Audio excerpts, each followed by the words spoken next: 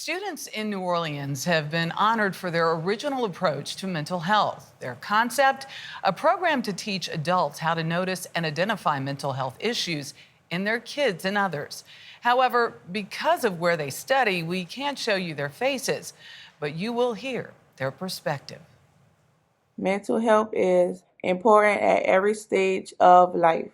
This simple but impactful video submission on mental health was awarded first place in a nationwide competition. But this group of high schoolers in New Orleans remain anonymous. They're known to the outside only as the voices behind the walls. Hopefully, if we could get this to work, it'll have a drastic impact on our community. I'm looking at three sweet-faced teenagers. That's the first thing I saw, the smiles on your faces. These three among 8 incarcerated students who brainstormed that winning concept for the Aspen Challenge. Thank you for giving the voices behind the walls a voice. A competition in select cities which solicits solutions from high schoolers on domestic issues. Was this your first video project? This was a first for all of us, and then our resources is limited. To be honest, we didn't have computers to do it, so that was another challenge. Unlike other high schools, these students didn't have access to technology. Yet they said it was easy to develop a plan to address mental health challenges, simply based on their lived experience. They label us, and it's crazy because they don't even know us, like Who's they? society. They don't understand that I'm really a good child. I've been through some things, I did some things I regret, but at the end of the day, I'm a good child. All three are accused of committing serious crimes and face potentially decades in prison if convicted. Their cases haven't been heard yet, and they've been instructed not to talk about it. I had a lot of hatred in my heart, and I always felt like, it wasn't enough. So I just tried to, trying to find that wound and that love somewhere else. And I thought I found it in the streets. Travis Hill School is securely inside New Orleans' juvenile detention center. Dozens of teens are held here and attend the public school. What is it like to go to school here? It sounds like it's transformative. When you hear they got people that actually sit down with you and ask you what's going on, like, what do you want for yourself?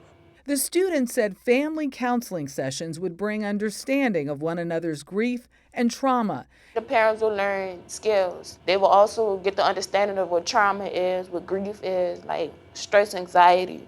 Unlike the other public schools, the Travis Hill team couldn't attend the ceremony. The first team that's winning the first place prize, they're not here with us today. This is Travis Hill School! My first words to the kids was like, all y'all are being heard now. Not just here, but all over the United States. Y'all have just spoken for every kid that's incarcerated or detained in this United States. Byron Goodwin is the director of Travis Hill Schools. We're a school of voice, so we give our kids an opportunity to voice what they feel, voice what they think. We're just in an unfortunate space, but have a fortunate opportunity where they've been told so long that they can't be educated, they can't be learned, there'll never be nothing. So where are we going? So here we're going to go and take a tour of the facility. Goodwin led us from the stark exterior of the campus to a vibrant interior. Students juggle a full day of classes and eat their meals surrounded by art they had in hand in creating. Here, a caterpillar blossoming into a wall of butterflies. So the kids came up with the transformation piece because they feel like they're in a transformation stage. I really want them to see the change in me. Like, I want them to see the person I am now. And I somewhat want them to forget about the person I was then. Who is that person? I don't even know, she long gone. She's long gone. Yeah, that's my piece right there on the wall behind you. I was at the bottom, I turned to God, he helped me climb. Winning the challenge brought these teens a lesson on being heard and understood. Doing this, it just gave me a voice, and I expressed it. I want to achieve greatness. Each shared big dreams beyond these walls. Sometimes having a voice is the ultimate power. A lot of people wouldn't think that we could do something like this, but we actually can. And this is not even the best thing we could do. We could do greater than that. Will you? We will. Definitely. You know, sitting down with these kids, it was difficult in many ways because, we know that they're in the juvenile justice system. They've made some big mistakes, but the hope on the other side is incredible.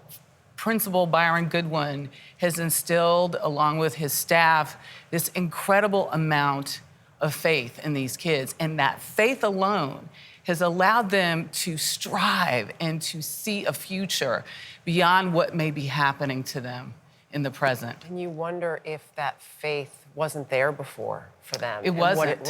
And what a difference that makes. Yeah. And they clearly see that. I hope part of their journey also includes making amends to the victims. Oh, absolutely. People they hurt. Absolutely. Yeah. And they haven't been found guilty yet. They haven't gone to trial. They are Okay. innocent until proven Great guilty. story. But All right, thanks, Michelle.